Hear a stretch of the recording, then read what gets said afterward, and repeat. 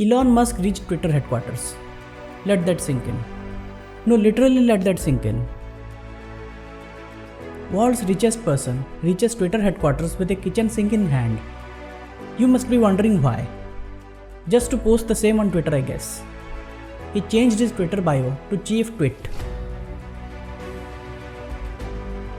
Then he changed it to Twitter Complaint Hotline Operator. But what he did next was not some prank.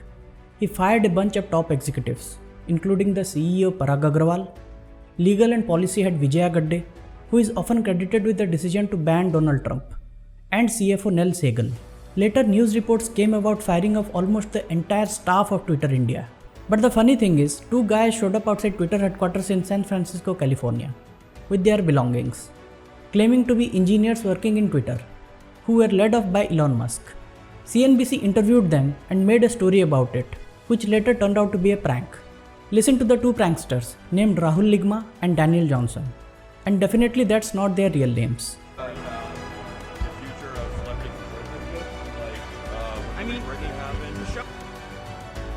Obama wouldn't have happened.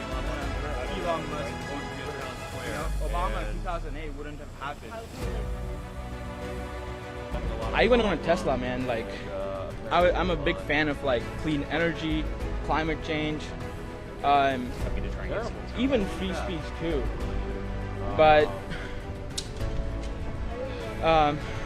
yeah. Software engineer. How long have you been working here? 3 years. Out of college. It's my first job out of college. Did they tell you why you were laid off? Did they give a reason? They said like no reason, but it's just like restructuring or like no specific reason. R-A-H-U-L? Yeah. L-I-G-M-A. L-I-G-M-A? Yeah. What was your title there? Software engineer. Software engineer. Yeah. Thank you. Did you have other It was trolling of epic proportions, and this is what Musk had to say about this.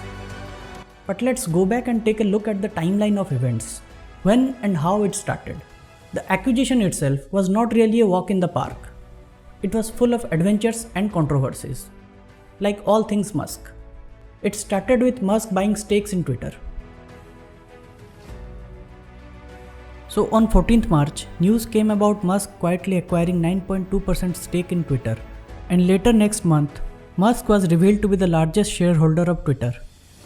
And within a day, he was offered a seat on Twitter's board, which he first accepts and then rejects.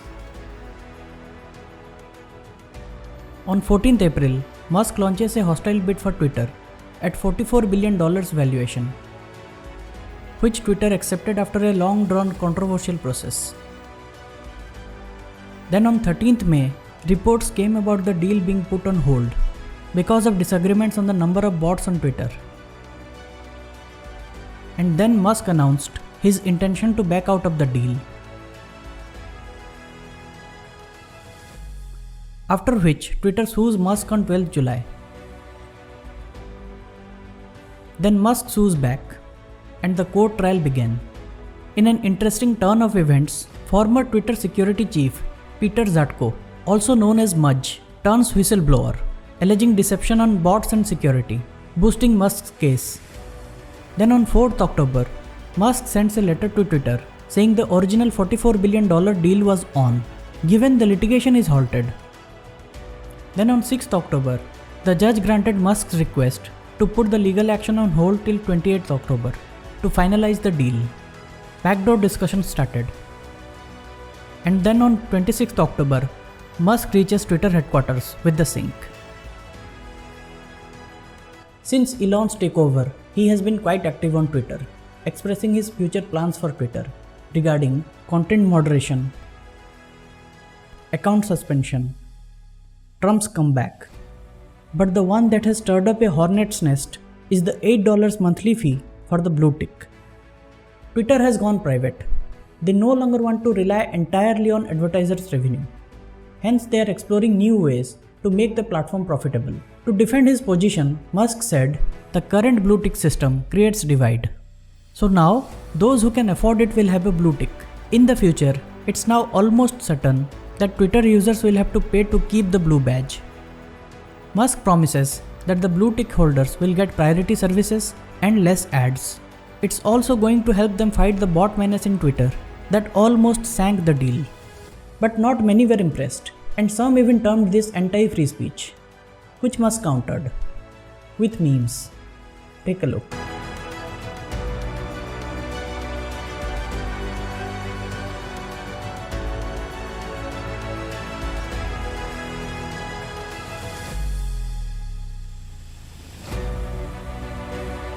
Now, setting aside the memes, trolling and pranks for a while, Musk has been stressing on protecting free speech on Twitter. And that's what sparked off this whole debate of taking over Twitter. Actually, it started with users responding to polls posted by Musk on Twitter. Let's take a look. Before moving forward, if you are wondering why these tweet screenshots are framed like photo frames, then I must tell you, these are the gems that need to be preserved for our future generations. Hear me out. A multi-billion-dollar tech platform that is often credited with holding the power to sway US presidential elections, having its fate hung on random people voting in polls on the very same platform. Let that sink in. So on 24th March, Musk posted this on Twitter. More than 1 million people participated in this poll, but nobody had any idea what was going on. Next, he posted this poll, asking people whether Twitter upholds the principle of free speech. He also said that the consequences of this poll was going to be important, and more than 2 million people voted, and most voted no. Then he posted this: failing to adhere to free speech principles fundamentally undermines democracy. What should be done? I think here he dropped the hint to either take on Twitter or take over Twitter. Then suddenly on 4th of April, news of Musk becoming the biggest shareholder of Twitter came. And as they say, the rest is history. The recurring theme for Elon's push to make Twitter a better place has been by protection of free speech. As can be seen here in all these tweets, he has been proclaiming to be a free speech absolutist. You can see free speech is at the core of it.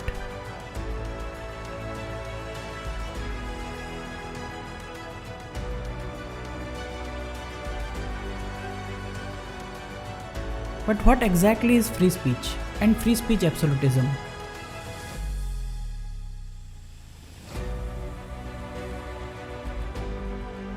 Free speech, freedom of speech, or freedom of expression mean the ability to express one's thoughts and opinions without fear. Freedom of expression has been recognized as a fundamental right by the United Nations. It includes speaking, writing, singing, enacting plays and movies, criticizing governments and leaders, etc. It may also include slander and threats. The definition of free speech remains the same, but the functional part, that is government mandated free speech, is different in different countries and societies. For example, burning of flags and effigies may be allowed in some countries, but is banned in some others. Similarly, there are blasphemy laws in some democracies, but not in some others. But to be honest, in one way or another, speech is never free, irrespective of whether you live in a democracy or not. Because once your speech starts to affect powerful people, it will be suppressed. To restrain free speech, governments have introduced reasonable restrictions without clearly defining what's reasonable and what's not. There are countless examples of people being arrested for saying something stupid, or writing a book or article, for drawing cartoons, or tweeting. Freedom of speech, its history, evolution, necessity is a vast subject that requires deeper analysis. And now it has become more important than ever with the big tech's monopoly and influence over discourse. I promise to make a detailed video on the subject very soon. Now coming back to our discussion on Twitter. Before taking over, Musk outlined a few things he wished to improve on Twitter. Here are the 5 things I have identified. We'll go through this one by one. The first one, of course, is free speech. Elon says he wants to protect free speech as mandated by law. But which law? As Twitter operates in so many countries. It has been a bone of contention even in India, and there have been instances of public spat between Indian politicians, ministers and Twitter. Musk says he is a free speech absolutist, which means unrestricted speech that includes slander, threat to violence, insult, etc. Can he handle absolute free speech on Twitter? Is it practical? And more importantly, do we have adequate legal mechanism to protect absolute free speech?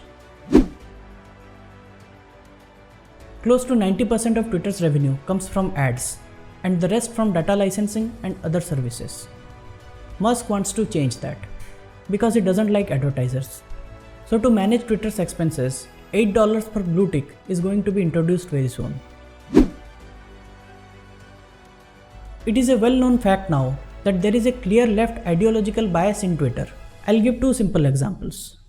In the run-up to last US presidential elections, Twitter took unprecedented measures to block the Hunter Biden laptop scandal story published by the New York Post. It restricted users from posting links and photos of the article because the article had potential to influence voters. Another such incident was the permanent ban of former US President Donald Trump's Twitter account after the Capitol violence, citing the reason as due to the risk of further incitement of violence. Setting aside Trump's views on things, his reaction to election defeat, and the violence that followed for a moment, what really constitutes violation of guidelines? Who gets to decide what's acceptable speech and what's not? That is the moot question Twitter and other social media companies need to answer. But the fact is, can ideological bias be set aside for a platform like Twitter that has tremendous influence over discourse and policies across the world? How do we see what we see on our Twitter timelines? Twitter's algorithm controls what to show, what not to show, what should be given priority, what should be censored. Musk promised to make Twitter's algorithm public for more transparency. Will he do it? It is a well-known fact that in order to exploit Twitter's influence, bots are employed by celebrities, influencers, political leaders and parties, etc. They pay the agencies that provide these services to boost their following and generate influence. Many a time it has been observed that accounts with millions of followers get hardly a few retweets and comments on their tweets. Musk says he would fight this menace and authenticate humans. Elon Musk is a polarizing personality. Some like him, some don't. But there is no doubt that the guy is a genius. He has done great things with Tesla and SpaceX, and he certainly has the brains and resources to deliver on his promises on Twitter. Free speech is very essential for individual freedom. And in today's world of polarization and cancel culture, it has become more important than ever. The path forward for Musk and Twitter is not going to be an easy one. Will he be able to ensure protection of free speech on Twitter, or buckle under pressure and keep moderating speech and defining what's acceptable and what's not? We should hope he does accomplish this, and he must be commended and supported in his efforts. But till then, let's just have some fun. Wait for the memes and cartoons on Musk Twitter saga and everything that has happened in the past few months. I'll see you in the next video. Thank you.